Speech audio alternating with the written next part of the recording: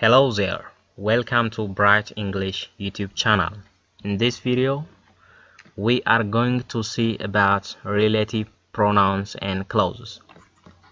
First, let's see relative pronouns in defining relative clauses. Relative clause is a clause that is used to give additional information about something without starting another sentence. Relative clause begin with relative pronouns. There are two main types of relative clauses. 1. Defining relative clause. 2. Non-defining relative clause. Defining relative clause identifies the noun to which the relative pronoun refers. It explains which person or which thing. Defining relative clauses are not separated from the rest of the sentence by commas. Who, whom, whose, which, and that are called relative pronouns. They do the work of relative clause by defining or giving an extra information. Now, let's see each of these relative pronouns in detail. Who is used for persons or human beings as a subject in both defining and non-defining relative clauses. Example: the boy who lives next door is having a party tonight. I know a man who ran Berlin Marathon last year. These two examples are an example of subjective cases. In informal English, who is also used as an objective case in defining relative clause. In this case, who can be replaced by whom with no difference in meaning. For example, the man who Ellen wants to marry has a good looks. It is an objective case and the relative pronoun who can be replaced by whom.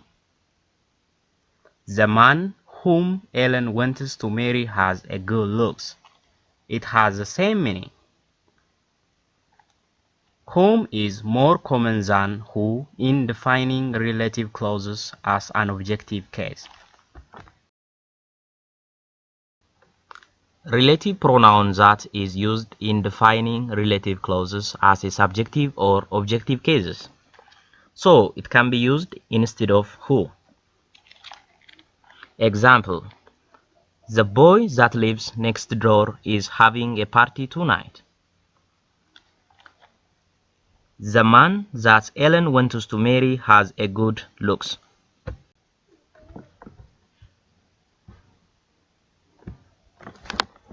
That is normally used instead of which after superlatives and after the following words: all, much, none, little, few, only, nothing, everything, something, and anything. Examples: I have done everything that is possible to help her, or I have done everything which is possible to help her. This is the best laptop that you can buy at the moment, or this is the best laptop which you can buy at the moment. Whom is used for persons as an objective case in both defining and non-defining relative clause. It is used only as an objective case, not as a subjective case. Example: the striker whom the coach admires is talented. The student whom Hannah greeted is clever. The man who was standing over there is a thief. This one is wrong. The man whom stole her bag has been arrested. This one also wrong. Why are the above two sentences wrong? Because whom cannot be followed by a verb. Was and stole are verbs in the above examples. The other main point here is we can't put a preposition before that or who, but whom is used after a preposition. Example: The man with who Catherine plays is a doctor. This one is wrong. The man with that Catherine plays is a doctor. This one also wrong. The man with whom Catherine plays is a doctor. This one is correct. However, in informal English, you can shift the preposition to the end of the relative clause and you can use who or that. The man who Catherine plays with is a doctor. This one is correct. The man that Catherine plays with is a doctor. This one also correct.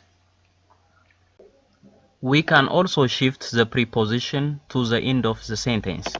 In this case, who and that function as the object of the preposition. Examples: this is the paper that I have been looking for. This is the man who I was telling about. Whose is a possessive relative pronoun. Whose relates to people but can also be used for animals and things. Example: he is the man whose son got married last week. This table shows the general rule of relative pronouns in defining relative clauses. In the next video, we will see about relative pronouns in non-defining relative clauses. I hope you enjoyed this video. If you did, please like our video and click the subscribe button. Thank you.